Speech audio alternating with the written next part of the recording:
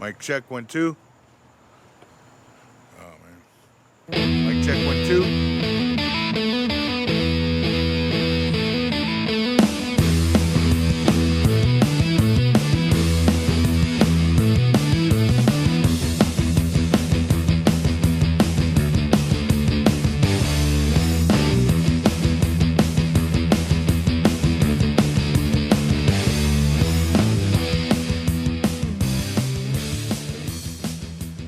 Okay.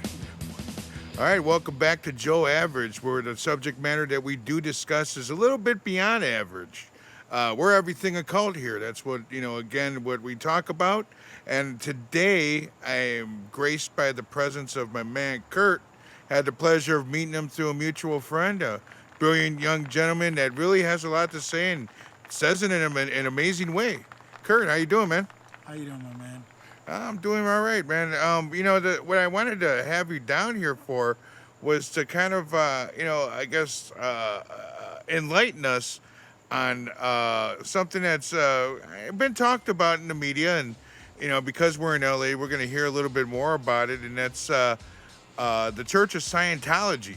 It's a lot more than just Tom Cruise, Leah Remini, and J-Lo. There's a lot more substance to it. In fact, the way that you described it, I'm actually interested in exploring it a little bit more. Yeah, man. I think they get a bad rap, and they're my friends. I like them. Yeah? I really like them. I met them through a mutual friend, and they're just on to something. To keep it real, like I'm keeping it 1,000% real. They're just on to something. And but also I feel bad because in the beginning I did some wild things, man. Wild things? What do you mean? When you first go in there, they're really smart. They're really smart. They kind of reading you at all times. You know what I mean? Like they're reading you. They're in your face. And the thing is that when you first go in there, they kind of, they bring up your spirits. They give you a jolt. They're motivating. Yeah, they're motivating. But the thing is that it's kind of like they say, we only help the able become more able. So they're kind of like personality or life enhancers? Yeah. They're not into like, oh, come in when you're like at your absolute worst and we're going to, no. They say, you know what? Come in and we're going to make you dynamic. We're going to take you from, because right now, like, let's say you're operating on a level of like, let me just tell it relative to life, right? So right now, we are all like on our tricycles and we're on our bikes. We're trying to make it through life. We're like, oh gosh, I'm make a left turn. Oh, my brakes didn't work. Oh, my chains, fell off my bike. And it's like, they're going to take you from that little bicycle that you're on to an F-16 jet fighter. That's a pretty big jump. It's a huge jump. But I almost fucked it up because am I allowed to curse on here? My bad. Yeah, man. Go ahead, I almost messed it up because when I first went in, they did auditing, right? You ever Auditing. Heard of auditing? All right, auditing is like when you kind of like sit down and you talk about things one-on-one. You just kind of rehash a moment, It's like going to... Like a therapist? Sort of. It's like sort of like therapy, but what it does is it's kind of working out things in your mind, because Scientology is like the study of the spirit, right? It's like mind over matter. It teaches you if you can get negative things out of your mind, you can kind of... It's a weight off your shoulders and you can kind of move on. It's like learning to forgive yourself in a real way. So sort of like the Hermetic principle of the all is mind and the universe is mental. Basically, your thoughts are going to rule your lifestyle. Yes, but the thing is, like how some people give you some bullshit advice, like if you keep your head up and you stay focused, you'll get there. And it's like, what the fuck do I do with that? You know what I mean? It's kind of like distant advice. Yeah. Well, Scientology will give you some shit that you can literally walk out the door and use immediately. And it's a little bit more precise than just if you work hard, you're gonna get there. Yeah. Hard work and dedication. Yeah. It's a little bit harder than that. You know what I mean? Okay. It's a little bit more specific, and way more effective to me. So, so the auditing, right? What it does is your brain is a computer. Your brain records everything at all times, every second of your life up until this very moment, right? Yeah. So it's your subconscious mind. Your subconscious mind controls your actions. You know? Okay. So it's like, how do you implement your subconscious mind? Well, certain things you need to do to the mind in order to really get it through. Because if I can plant something in your subconscious mind, it therefore becomes who you really are. Okay. Your mind has to always listen to you. So this is all about reprogramming your subcon. But it's effectively, right? So, example, your subconscious mind is the driver, right? So, what if if I put this in your subconscious mind, you're a millionaire, right? If I can plant that in your subconscious mind, your mind has to make you a millionaire because that's his job. It's your slave. It works for you. So that your mind will figure out how to make that a reality. You'll look up one day and you'll be a millionaire. It's your mind that's driving you. What's the catch? Is there a catch? There's no catch. But there is some rules to this shit, okay? Okay. So the rule is, it's all right. When I first went into auditing, they tell you, whatever you do in these sessions, you don't go out the sessions and you share it with somebody else. You kind of, let's say my dad hit me or my brother did this, you don't go out and call your dad and say, what the fuck did you do that for? You kind of talk it through your therapist and you kind of get it out like that. You don't take it outside the room and confront people. So what's sort of like the AA philosophy of what's said here, what you hear here, what you see here, who, all that, let it stay here type thing. Yeah. Stays in the room. Yes. So you're leaving it all on the table. You leave it on the literally. table and you fucking just move on from this shit, right? Okay. But what happened is that, so I never done any auditing, and I'm a cautious person. I'm extremely cautious. I proceed with caution, right? Yeah. So when I went in, I was like, I'm gonna try it. I'm gonna give it a shot. Because I just let you know, I read the Bible, I read the Torah, I read the Quran. Yeah. You know, like I'm really into like religions. Like I really kind of like a theologian. well, I don't want to give myself a title. I just study Yeah. it. Okay. So it's like when I was younger, I kind of did a lot of this stuff. I studied numerology, astrology. I just want to know about life. You ever And study Kabbalah? I haven't, but I Okay. read the Torah. Okay. But I haven't studied Kabbalah. Kabbalah is more like the practice, right? Yeah, it's I guess it's the mother or the father or grandfather of Judaism. Yeah, it's really interesting. Anyways, go ahead.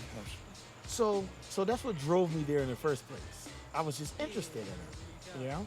I mean, a friend of mine kind of was like, "Hey, I'm a Scientologist. You should come check it out." I was like, "Hell yeah, I'll go check it out." So I'm in my auditing session, right? I'm in my class, and they say, "Go back to the first sad moment that you can remember."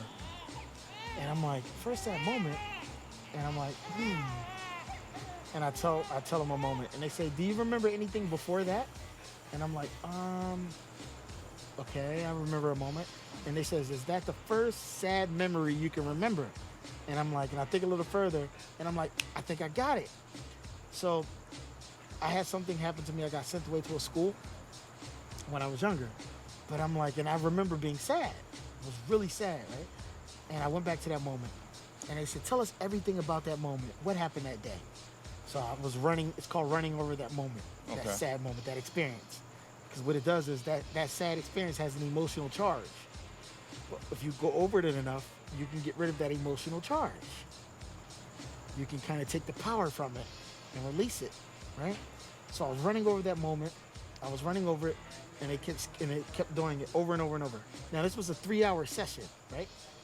So next thing you know, like I'm kind of like, I wake up, like not wake up, but I come to my senses. I become more aware. I'm crying and I'm laughing at the same time about the sad moment. So I'm crying and laughing at the same moment. And at this moment when I'm like crying, I'm like, what the F just happened, right? Wow.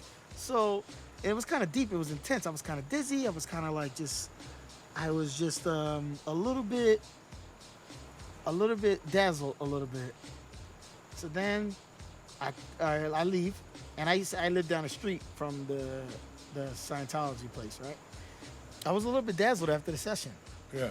right? Because it's the first time I really felt something so intense,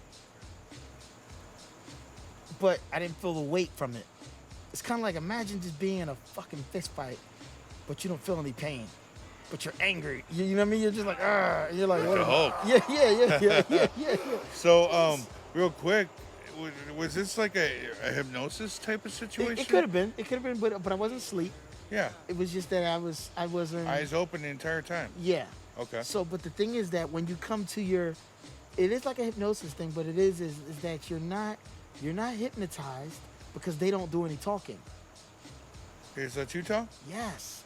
So what happens is you're the one that's talking, but you're running a moment over and over and over and over and over and over again, and you get kind of, you got to think it's 3 hours.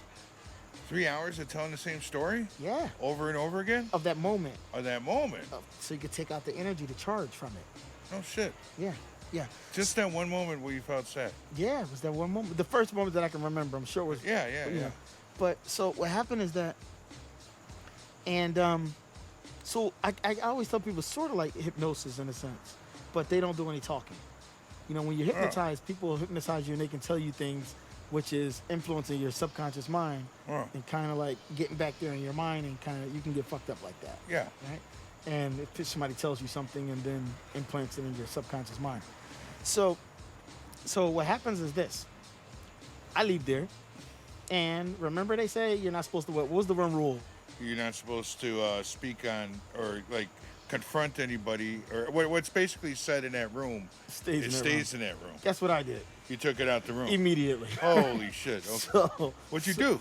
So I called my mom. I was like, Oh. yeah. Not only did you take it out the room, but you took it out the room and took it to the person. Directly. Wow. Because I thought it was like, what the F just happened, right? So Yeah. I'm like, I got to call my mom. So I called my mom. I was like, Mom, let me ask you some questions.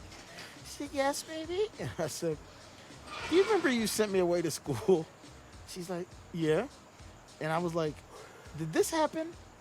She's like, yeah. And I was like, did you tell grandmom this and that happened? And she's like, yeah. And I'm like, and she's like, wait a minute, did you talk to your grandma? And I'm like, no. And she's like, so how did you know that? And I'm like, Mom, I'm just talking to you. She's like, how did you know that? You wasn't even in the room when that happened. And I'm like, what? And she's like, no. You wasn't even in the room when I was talking to your grandmother, and you just literally repeated back the conversation that I had with her verbatim.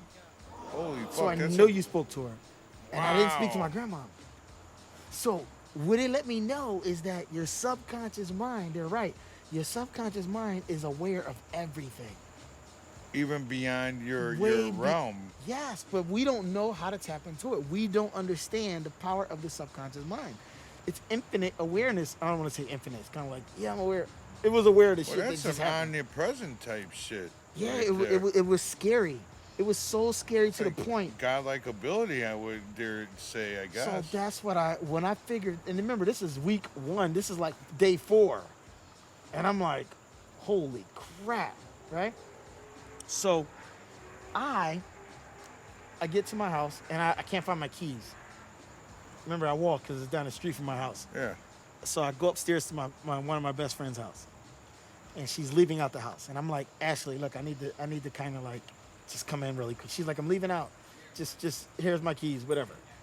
Right? Because we always just crash each other's houses. So I'm sitting on her table, and I'm like, damn. And she has like cookies on the table, and like she has stuff. So I eat some cookies. I eat like 1 cookie. I eat 2 cookies.